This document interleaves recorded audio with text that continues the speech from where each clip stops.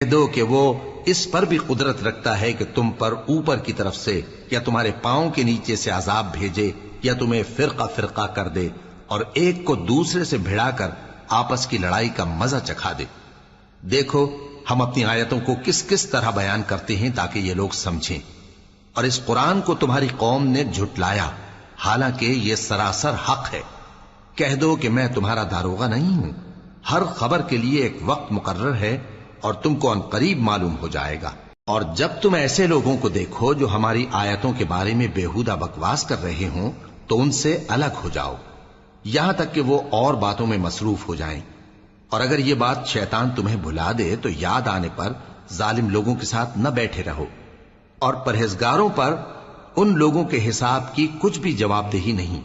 ہاں نصیحت تاکہ وہ بھی پرہیزگار ہوں۔ اور جن لوگوں نے اپنے دین کو کھیل اور تماشا بنا رکھا ہے اور دنیا کی زندگی نے ان کو دھوکے میں ڈال رکھا ہے، ان سے کچھ کام نہ رکھو،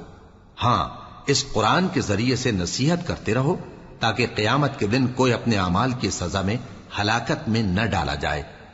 اس روز اللہ کے سوا نہ تو کوئی اس کا دوست ہوگا اور نہ سفارش کرنے والا، اور اگر وہ ہر چیز جو روئے زمین پر ہے بطور معاوضہ دینا چاہے تو وہ اس سے قبول نہ ہو۔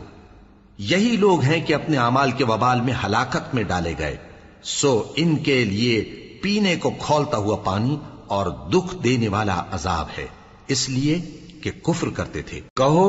کیا ہم اللہ کے سوا ایسی چیز کو پکاریں جو نہ ہمارا بھلا کر سکے نہ برا؟ اور جب ہم کو اللہ نے سیدھا رستہ دکھا دیا تو کیا ہم الٹے پاؤں پھر جائیں؟ پھر تو ہماری ایسی مثال ہو جیسے کسی کو جنات نے جنگل میں بھلا دیا ہو اور وہ حیران ہو رہا ہو، اور اس کے کچھ رفیق ہوں جو اس کو رستے کی طرف بلائیں کہ ہمارے پاس چلا۔ کہہ دو کہ رستہ تو وہی ہے جو اللہ نے بتایا ہے، اور ہمیں تو یہ حکم ملا ہے کہ ہم اللہ رب العالمین کے فرما بردار بنیں، اور یہ بھی کہ نماز پڑھتے رہو اور اس سے ڈرتے رہو، اور وہی تو ہے جس کے پاس تم جمع کیے جاؤ گے، اور وہی تو ہے جس نے آسمانوں اور زمین کو تدبیر سے پیدا کیا ہے،